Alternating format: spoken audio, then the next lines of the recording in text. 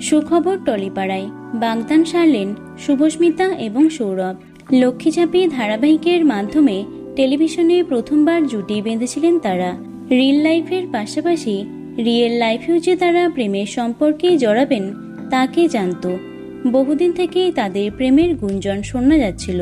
সামাজিক মাধ্যমে একসঙ্গে রোমান্টিক ছবিও শেয়ার করতেন তারা, তবে কখনোই সম্পর্কের কথা স্বীকার করেননি। 4 হাত এক হওয়ার পর সবটা প্রকাশ্যে আনলেন দুজনে। অত্যন্ত গোপনে, ঘরোয়া পরিবেশে, অথচ রাজকীয় আবহে সম্পন্ন করলেন তাদের আশীর্বাদ এবং বাগদান পর্ব। ঘনিষ্ঠ আত্মীয় স্বজন এবং টলি তারকাদের উপস্থিতিতে সবটা সম্পন্ন হয়েছে। তবে সৌরভের প্রথম বিয়ে এবং বিচ্ছেদ কিছুই কি প্রভাব ফেলেনি শুভস্মিতার উপর? কেন সৌরভকেই পছন্দ করলেন তিনি?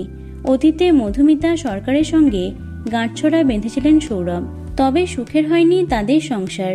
সৌরভের এটি দ্বিতীয় বিয়ে হলেও শুভস্মিতা প্রথমবার বিয়ের পিঁড়িতে বসলেন। এ বিষয়ে শুভস্মিতা বলেন, আমাদের সবার জীবনেই কোনো না কোনো অতীত থাকে।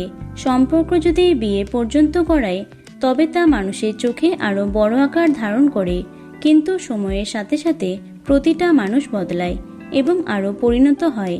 যদি সেই অতীতটা সৌরভের জীবনে না থাকতো তাহলে হয়তো আজকে যে সৌরভকে আমি ভালোবেসেছি তাকে এইভাবেই পেতামই না। তখন হয়তো ওনাকে আমার ভালোই লাগতো না।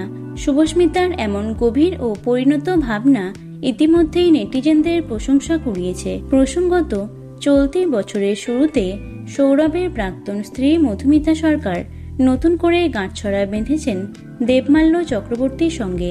এবার শুভস্মিতার সাথে জীবনের নতুন ইনিংস শুরু করলেন সৌরভও। খবরটি তারা প্রকাশ্যে আনতে শুভেচ্ছা বার্তায় ভরিয়ে দিয়েছেন ভক্তরা। তবে প্রাক্তন স্বামীর বিয়ের খবর মধুমিতার কাছে পৌঁছলেও এ বিষয়ে এখনই কোনো মন্তব্য করতে দেখা যায়নি তাকে। তো বন্ধুরা, নতুন সেলেব দম্পতি সৌরভ শুভস্মিতাকে তোমাদের কেমন লাগে অবশ্যই কমেন্টে জানিও।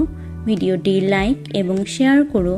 এছাড়াও টলি দুনিয়ার অন্যান্য খবর পেতে চ্যানেলটি অবশ্যই সাবস্ক্রাইব করে রেখো। ধন্যবাদ।